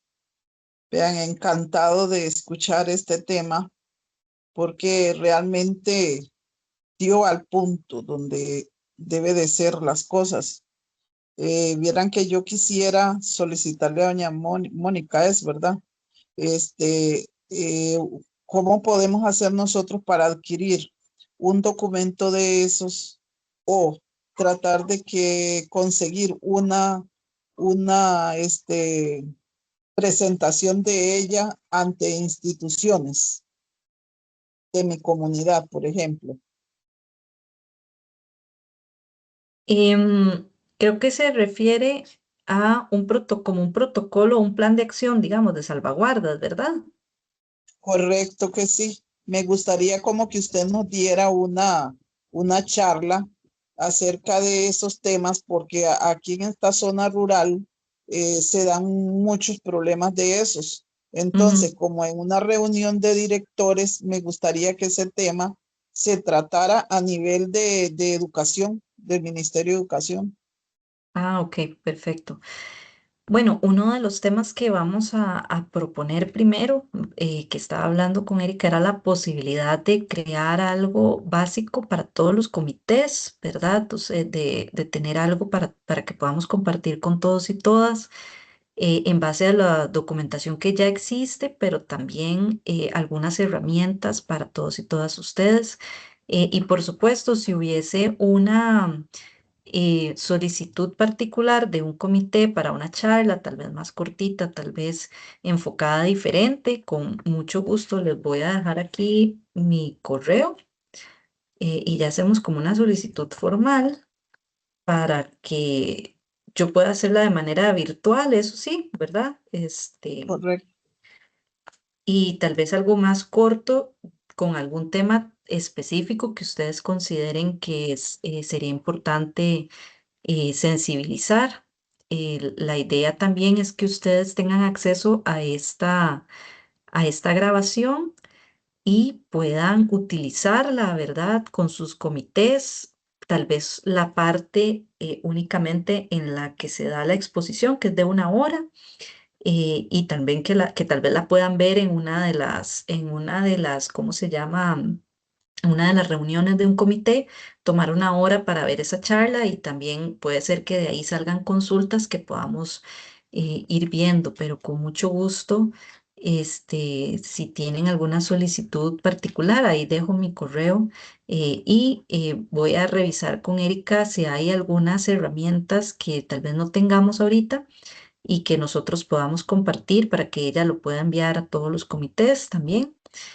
porque cada comité es diferente, pero podemos tener ciertas cosas básicas que sí me parecen importantes, como las rutas de denuncia clara, ¿verdad? Y la sensibilización de los conceptos específicos. eh, Creo que eso sí lo podríamos ver. Por ejemplo, un protocolo o cómo se ve una herramienta de consentimiento informado, eso también se podría compartir y ya se tropicaliza, ¿verdad? Todas las personas en el albergue firman ese consentimiento informado y quien no quiere firmar, pues no se le toma la fotito, ¿verdad? Entonces, ese tipo estoy hablando de una herramienta simple, pero ese tipo de cosas, con mucho gusto yo las puedo revisar para que ustedes las puedan tener y las puedan exponer en sus comités. Correcto, muchísimas gracias. Yo le agradezco mucho la intervención de hoy. Fue excelente porque realmente a veces uno desconoce algunos protocolos. Yo entré un poquito tarde, no inicié porque vieras que tenía un problemita ahí, pero por último llegué. Y sí me encantó esa presentación. Muchísimas gracias, que Dios la bendiga. Muchas gracias a ustedes, más bien. Muchas gracias. Gracias. Ahora le vamos a dar la palabra a Yoaida Pitt. Es decir, no sé si lo menciono bien, disculpe. Tiene la palabra.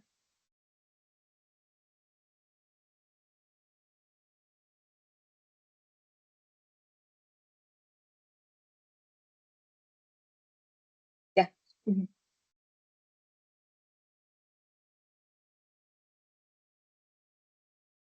Yoaida, tiene la palabra.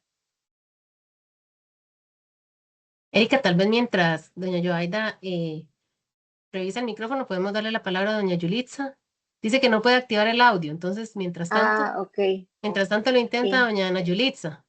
Por favor, Sí, adelante. doña Yulitza. Sí, buenos días. Viera que yo sí un poco preocupada por estas situaciones en cuanto a al qué hacer en la emergencia, porque digamos, de por sí ya estamos en emergencia, o sea, de por sí ya tenemos un montón de cosas que hay que ver, entre alimentación, entre cómo se acomoda la gente, en lo que le está pasando en las casas y todo eso, y también ver esta otra parte de la convivencia y de lo que puede estar pasando dentro del albergue. Y vieras que sí, digamos, a mí me llenaba mucho de preocupación porque somos entre los mismos, ¿verdad? Entonces somos los conocidos, entonces saben dónde vivo y saben quién es mi familia y quién es todo esto a la hora de presentar una denuncia. Entonces, yo siento que a veces la gente se queda como un poquito ahí reprimida de decir las cosas o decir lo que está viendo por esas represalias que se pueden dar entre las mismas comunidades. Pero yo sí siento que si tal vez tenemos alguna situación informada, tal vez un documento donde podríamos como leerlo antes, apenas iniciamos la cuestión del albergue, apenas iniciamos la apertura del albergue y decirle a la gente que esto es lo que puede pasar si pasa esto, yo pienso que perdería uno un poquito más el miedo en ese sentido, digamos, de hacer las denuncias, porque se presentan, digamos, muchas cosas, ¿verdad? Entonces, pero a veces la gente, digamos, el resto de la gente o la misma gente que está albergada no dice nada de lo que está pasando digamos, a la gente a la gente del comité, por ejemplo, porque por el medio de las represalias, el miedo a este tipo de cosas. Pero sí hay, digamos, como un documento, una cuestión de esa que nos pudieran ayudar para sensibilizarlo con la población afectada. Yo pienso que sí nos podrían ayudar como un montón con eso, porque viera qué difícil que es. Nosotros vivimos en un momento, un muchacho que se estaba drogando dentro del albergue, pero la gente no nos decía nada y nosotros no podemos, somos 7. Imposible poder tener, digamos, toda la cuestión de bien ciento y resto de personas de estar atentas a eso. Pero sí el miedo, digamos, de ellos de decir, vea, es que está pasando esto y esto y esto. Hasta que alguien valiente dijo, vea, es que está pasando y él está así y está en estas condiciones. Entonces, pero si no tuviera como un documento o algo así que la gente pudiera, digamos, acercarse de otra forma, nos podrían ayudar un montón. Y muchísimas gracias, de verdad que esto es un tema muy sensible. Es un tema que a veces lo vemos como muy lejano, pero no es así y que sí nos afecta a todos. Gracias. Muchas gracias porque dio en el punto de lo que es usual y es que las personas tienen miedo a denunciar. Entonces, por eso es tan importante que tengamos por todo lado, que tengamos claro cuál es la ruta y que las personas tengan canales seguros y confidenciales, porque muchas veces las personas piensan que obviamente yo voy a decir algo, ¿verdad? O voy a hacer una denuncia y van a saber que fui yo, que fui, ¿verdad? Etcétera. Entonces, el poder que las personas comprendan, sensibilizar que los canales que van a tener de denuncia son confidenciales y son seguros es un primer paso. Otro paso importante que usted mencionó muy bien es que las personas cuando ingresan al albergue deberían de tener una breve explicación de este tipo de temas, ¿verdad? De cuáles son las conductas prohibidas o las conductas esperadas y cuáles son los canales seguros en caso de que ellos vean algún tema que tengan que deseen denunciar, ¿verdad? Y si nosotros estamos viendo una situación que está sucediendo, tenemos alguna sospecha, pues de una vez lo podríamos abordar. Si tengo como en las entradas de los albergues, usualmente cuando entran, dependiendo, ¿verdad? Si uno tiene la posibilidad, pero uno les da a la persona como un documentito con todas estas conductas, etcétera, y ya, y ahí vienen los canales de denuncias, es una opción para las personas que saben leer y para las personas que no saben leer, usualmente uno lo lee. Y la persona lo firma, que esto es muy importante también, la persona firma que comprendió las instrucciones, los compromisos, las conductas, etcétera. Si no sabe firmar, pone una seña, este, y a la persona, a las personas se les explica. Yo sé que cuando tenemos un albergue con 200 personas esto es complicado. Otra opción es hacer como una charla al inicio, ¿verdad? Cuando las personas ingresan para explicarles este tipo de mecanismos. Y sí, de nuevo, tengo muchas herramientas porque trabajé muchos años en albergue, entonces, como cada vez había más riesgos y más riesgos y más riesgos, pues fui creando herramientas y herramientas y herramientas y les puedo decir que puedo tener como 40, aunque no se lo crean, pero les juro que sí. O sea, una carpeta exagerada de cantidad de herramientas, porque incluso hasta para comunicarse a veces o comunicarle a una persona un tema de conducta, teníamos un pequeño protocolo, nunca, siempre dos personas.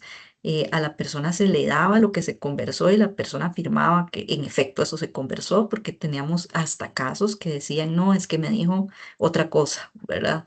Y temas muy delicados. Entonces, lastimosamente, el tema de riesgos en emergencias o en asistencias es fuerte, y las salvaguardas nos protegen a todos y todas, entonces con mucho gusto también puedo revisar qué tengo de información inicial cuando se ingresa a un albergue o cuando estamos en algún espacio de convivencia, ¿verdad? Durante una emergencia. Eh, puedo también, tengo que sentarme con Erika para revisar todas las cosas que podemos hacer para ustedes, ¿verdad? Y herramientas que les puedo enviar de primera mano. Cambio. Muchas gracias, Mónica. Ya vamos por la última consulta. Bueno, doña Gloriana Navarrete. Y sí, doña Gloriana tiene la palabra. Entonces, doña Gloria.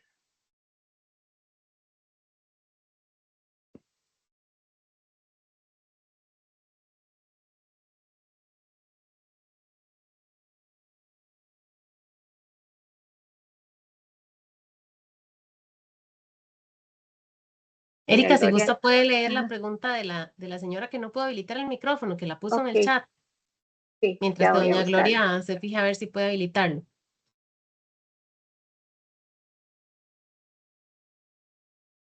Sí, la pregunta de doña Joaida es cómo podemos manejar si dentro de las personas afectadas hay un acosador o agresor sexual identificado por los vecinos. Muchas gracias, doña Joaida, porque aquí estamos hablando de dos conceptos, ¿verdad? Primero está el tema de acoso sexual, que ya tenemos una legislación, ¿verdad? Somos de los pocos países a nivel mundial que tiene una legislación para acoso sexual que requiere una denuncia, ¿verdad? esto es algo importante, requiere una denuncia. Cuando hablamos de agresión sexual, ya estamos hablando de una persona em, que ya cometió, ¿verdad? O intentó cometer una agresión sexual, que para esto también tenemos mecanismos nacionales de denuncia, ¿verdad? Pero ¿qué pasa? ¿Qué pasa si conocemos de esta situación, pero ninguna persona quiere denunciar? Que esto es lo más común. Bueno, ahí tenemos que entonces asegurar diferentes mecanismos de protección a las personas. Por ejemplo, eh, un tema de monitoreo importante, ¿verdad? Hacia esta persona, lastimosamente. Una colocación de esta persona dentro del albergue estratégico, ¿verdad? Em, una información importante que se le da a todas las personas y a él también de conductas prohibidas, donde se tenga claro que si una persona viola este tipo de conductas, ¿verdad? Tener un mecanismo de respuesta. Ya sea que hacemos una denuncia, ya sea que la persona no va a tener acceso al albergue, dependiendo también de la situación. O sea, hay una serie de mecanismos que podemos activar en caso de que se violente a gran escala, ¿verdad? Una conducta indebida como esta, ¿verdad? O sea, si tenemos una persona que nos han reportado dentro del albergue, ¿verdad? Ya dentro del albergue que continúa con este comportamiento de acoso sexual, em, bueno, tenemos la obligatoriedad de hacer la denuncia e inmediatamente asegurar el entorno protector del resto de las personas. Ya cuando estamos hablando de agresión sexual, ya estamos hablando de medidas mucho mayores también, ¿verdad? Que también tienen su proceso de denuncia, pero sí tenemos que tener claro, y para esto son también los planes de respuesta, en cómo va a actuar el comité dentro de un albergue cuando tenemos un comportamiento, por ejemplo, una persona que está utilizando sustancias, que se está drogando dentro del albergue, ¿verdad? ¿Cuál va a ser la medida que vamos a utilizar? Una persona que está, que intentó realizar un tema de abuso. O sea, este tipo de riesgos tenemos que tener identificados cuál va a ser el protocolo de actuación. Se le va a sacar del albergue, se le va a permitir, ¿verdad? Todo esto lo tenemos que tener identificado como riesgo, porque esto es muy común, lastimosamente. Es muy común que muchas veces tengamos comportamientos indebidos dentro del albergue. Identificando esto como comité, siguiendo las medidas nacionales, ¿verdad? Tenemos que tener claro la respuesta, o sea, esta persona va a salir del albergue, ¿verdad? O qué entorno protector le vamos a dar. Y si entró al albergue y todavía no tenemos, o sea, estos son rumores, porque muchas veces también hay que saber identificar un rumor de un hecho, ¿verdad? También muchas veces nos podemos guiar mucho, tenemos que tener mucho cuidado con el tema de los rumores o la percepción que tenemos de las personas. Si dentro del albergue no ha habido ningún problema, se está monitoreando la situación, se colocó esta persona en un lugar estratégico, ¿verdad? Pero si tenemos ya comprobante de que esta persona ha sido anteriormente, tiene una denuncia o ha sido ya ha cumplido, ¿verdad? Una pena por tema de abuso sexual, etcétera. Ahí sí creo que tenemos que tener muy claro cuál va a ser el proceso que vamos a tener, ¿verdad? Pero sí, sí, es que esto sí lo tenemos que definir como comité, tenemos que tenerlo bastante claro porque son situaciones que en la mayoría de los casos se dan en algún u otro momento y tenemos que tener claro cómo vamos a actuar. La vamos a sacar, le vamos a permitir ingresar, o sea, porque al final de cuentas tenemos que crear este entorno protector. Cambio. Excelente, Mónica, muchas gracias. Ya la última, vamos a ver si doña Gloria se puede participar. Ah, La escuchamos, doña Gloria. muchas gracias.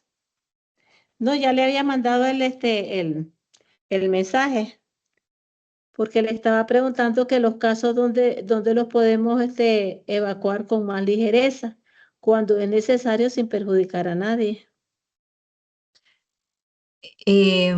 Los casos de abuso sexual o de acoso sexual, Ajá, sí, o sea, sí. si la denuncia, dice usted, doña Gloria. La denuncia. Ajá, ok. Bueno, hay todo un proceso, hay un protocolo nacional de denuncia, ¿verdad? Para lo que serían casos de violencia sexual que podemos también enviar. Este es importante que todos los conozcamos. Tenemos una ruta, ¿verdad? Nacional. Si nosotros, para un menor de edad, hay que hacer la denuncia. O sea, esto es totalmente una obligación. Una persona mayor de edad, la persona toma la decisión si desea realizar la denuncia. Esto es algo muy importante. Nosotros no debemos presionar a a las mujeres u hombres mayores, ¿verdad?, de edad, a que realicen una denuncia. Lo que podemos hacer es brindar el acompañamiento y brindarle la información legal que la persona tiene todo el derecho de realizar la denuncia y la persona tomará la decisión de si realiza la denuncia, ¿verdad? Entonces, cuando estamos hablando de temas de abuso sexual o de intento de abuso sexual, tenemos la posibilidad de realizar una denuncia. Si es un menor de edad, un niño, una niña, un adolescente, tenemos una obligación. Si estamos hablando de una persona mayor, la persona toma la decisión de realizar la denuncia. Entonces, para esto ya tendríamos que acompañar a la persona, ¿verdad? Si desea algo que nosotros podemos hacer es el acompañamiento, pero lo más importante es que todas las personas tengan la información de cuál es la ruta que pueden acceder para realizar una denuncia que debe ser confidencial y segura, y nosotros mantener ese caso, ¿verdad? O sea, ese reporte, realizarlo únicamente a las personas correspondientes sin divulgar, ¿verdad?, el caso a otras personas. Entonces, lo que sí es importante es que tengamos claro que en caso de un menor de edad, a quién se realiza la denuncia, y en caso de una persona adulta, dónde puede colocar la denuncia, ¿verdad? Entonces, esos son temas importantes que tenemos que tener. Y si la persona agresora está dentro del albergue, inmediatamente aplicar nuestros procesos de protección hacia la persona sobreviviente, ¿verdad? Entonces, eso sería fundamental. Cambio. Ok. Muchas gracias a todos por la participación. Ahorita le voy a dar la palabra a Mónica Vega para que haga el cierre y les dé también alguna información importante de las próximas actividades que se van a estar desarrollando. A Mónica, Mónica Paniagua, muchísimas gracias por todo el conocimiento que nos regaló hoy. Muchísimas gracias, Erika. Sí, retomar algo muy importante que nos escriben Karen Pamela Solano de la Municipalidad de Escazú, que ellos tienen un protocolo, ella es trabajadora social, entonces ahí dice que está a disposición, ¿verdad? Entonces, súper importante. Ella yo le puse que nos lo comparta, ¿verdad? El correo de la CNE, entonces, y agradecerle, ¿verdad? Y ojalá que sí nos lo pueda compartir. Y bueno, antes de concluir la actividad, bueno, agradecerle nuevamente a Mónica, ¿verdad? Por su disposición, por la colaboración y por el trabajo en conjunto que siempre realizamos, ¿verdad? Con la CNE. También queremos extenderle la invitación a todas las personas presentes para el seminario del programa Comunidad Pellizcada. Esos seminarios se hacen todos los miércoles, los segundos miércoles de mes. Sin embargo, el miércoles pasado lo cambiamos por el tema del simulacro y lo vamos a realizar el día de mañana, donde vamos a tener un especialista también de la ONU, ¿verdad? Con el tema del abordaje de la población adulta mayor, hoy la niñez, y mañana vamos a ver el abordaje de la población adulta mayor en situaciones de emergencia. Entonces, un tema súper importante, dos poblaciones muy vulnerables, ¿verdad? Entonces, para que los que puedan conectarse son bienvenidos, es a las 5:30, esos talleres son del programa Comunidad Pellizcada, entonces pues les esperamos a todos mañana y agradecerles a todas las personas participantes por su interés, por su asistencia y muchísimas gracias, esperamos que hayan encontrado este evento muy provechoso y agradecemos por su tiempo.